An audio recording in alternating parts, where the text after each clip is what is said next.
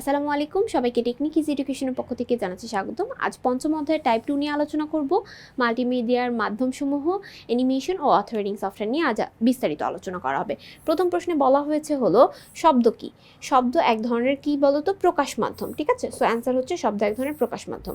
প্রকাশ মাধ্যম নিচে কোনটি? লেখা, শব্দ, চিত্র, সবগুলোই আমাদের প্রকাশ মাধ্যম। আর এই সবগুলো প্রকাশ মাধ্যম একত্রিত করলেই তখন সেটাকে আমরা মাল্টিমিডিয়া বলে থাকি। পরবর্তী কোশ্চেন, প্রকাশ মাধ্যমের ধরন বদলে গেছে কেন? ডিজিটাল যুগে বসবাস করার কারণে, অ্যানালগ যুগে বসবাস করার কারণে, ইন্টারনেট আসার ফলে। আচ্ছা, প্রকাশ মাধ্যমের ধরন বদলেছে সাধারণত ডিজিটাল যুগে বসবাস করার কারণে। অ্যান্সার হচ্ছে ক। নেক্সট কোশ্চেনে চলে যাব। ইনফোগ্রাফিক্স কোন ধরনের ডিজিটাল কন্টেন্ট?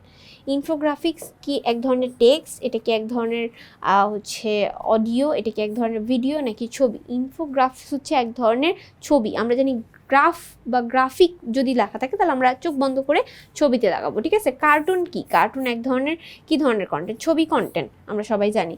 তারপর নেক্সটে বলা হয়েছে কোনটি একক মাধ্যমের হিসাবে ব্যবহার হয় না? একক মানে একা একা ব্যবহার করা যায় না। অডিও, তারপর টেক্সট, ভিডিও, অ্যানিমেশন। আচ্ছা, আমরা সবাই জানি অ্যানিমেশন একক মাধ্যম হিসাবে ব্যবহার করা হয় না। ঠিক আছে, অ্যানিমেশনের সাথে আরও অনেক কিছু ইনক্লুড করা হয়। অ্যানিমেশন কি? অ্যানিমেশন কি এক ধরনের ভাইরাস, তারপর হার্ডওয়্যার, গ্রাফিক্স নাকি হচ্ছে সফটওয়্যার? অ্যানিমেশন এক ধরনের গ্রাফিক্স বা চিত্র। ঠিক আছে, অ্যানিমেশন হতে পারে চলমান, স্থির, ত্রিমাত্রিক, সবগুলো। অ্যানিমেশন এক ধরনের কি? অ্যানিমেশন এক ধরনের গ্রাফিক্স, চিত্র, ত্রিমাত্রিক, সবগুলো। অ্যান্সার ঘ। হ্যাঁ, অ্যান্সার হচ্ছে এটার ঘ। অ্যানিমেশনের সাথে সম্পর্ক রয়েছে কার? অডিও, ভিডিও, টেক্সটের। অ্যানিমেশনের সাথে আমাদের অবশ্যই ভিডিওর মিল রয়েছে, অডিওর মিল রয়েছে এবং টেক্সটও থাকে এর মধ্যে। সো অ্যান্সার ঘ। যে সব বিষয় এনে অ্যানিমেশন তৈরি করা হয়, অডিও, ভিডিও, টেক্সট বা গ্রাফিক্স, সবগুলো। কিসের সমন্বয়ে সাধারণত অ্যানিমেশন তৈরি করা হয়? চলো অপশনগুলো দেখি। অডিও ভিডিও, টেক্সট ও graphics, text graphics, audio video graphics. Answer হলো অডিও ভিডিও টেক্সট গ্রাফিক্স, সবগুলো। তারপরে অ্যান্সার হচ্ছে খ। মাল্টিমিডিয়া ব্যবহার করা হয় কোনটিতে? মাল্টিমিডিয়া ব্যবহার করা হয় বিদ্যালয়ের ফলাফল প্রস্তুতে, বাজার তৈরি করতে, ক্রিকেটের খেলার রান হিসাব করতে, আর অ্যানিমেশনে চলচ্চিত্র তৈরি করতে। আনসার হচ্ছে ঘ। তারপর হচ্ছে মাল্টিমিডিয়ার কন্টেন্টের ডেভেলপার যিনি কি করে থাকে? ভিডিও দিয়ে কাজ করেন, অ্যানিমেশন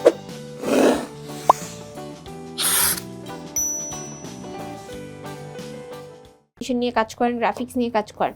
সো 1 2 3 সবগুলোই হবে। ঠিক আছে, সো অ্যান্সার হচ্ছে ঘ।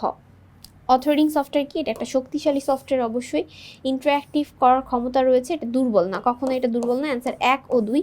1 ও 2 কোথায় আছে চলো আমরা একটু দেখি। সো 1 ও 2 কতে আছে? অ্যান্সার হচ্ছে ক। নিচে কোনটি অথর রিডিং সফটওয়্যার?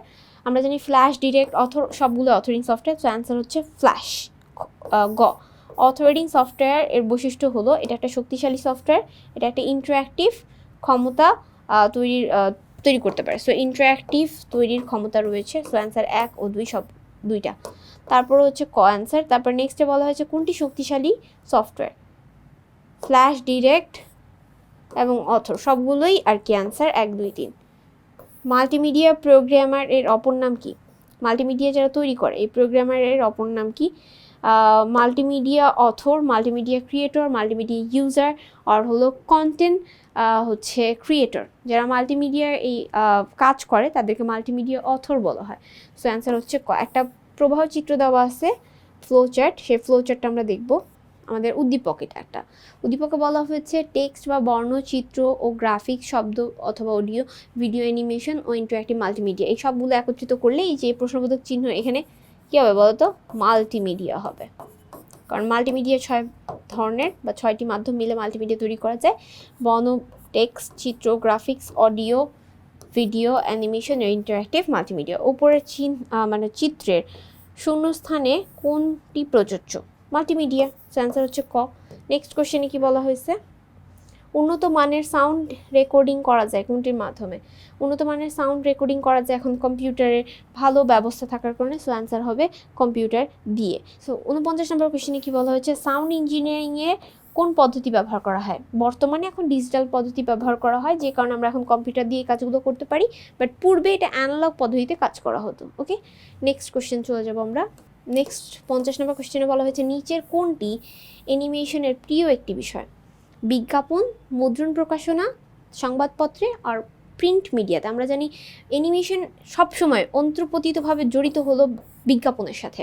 আমরা ছোটোবেলা থেকে অনেক বিজ্ঞাপন দেখি, আর বিজ্ঞাপনের মধ্যে দেখবো কিন্তু অনেক বেশি অ্যানিমেটেড কার্টুন বা অ্যানিমেশনের যে বিষয়গুলো বা গ্রাফিক্সের যে বিষয়গুলো, এগুলো বেশি যুক্ত করা হয়েছে।